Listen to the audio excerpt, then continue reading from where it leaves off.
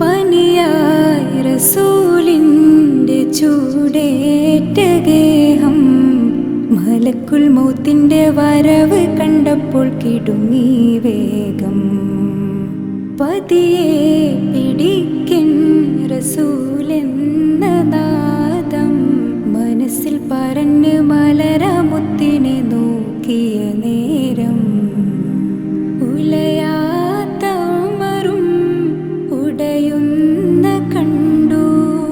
ഉടലായ മകളും മുരുകുന്ന കണ്ടു. മെത്തയും കട്ടിലുമില്ലാത്തൊരു രാജാവിൻ വീടാ.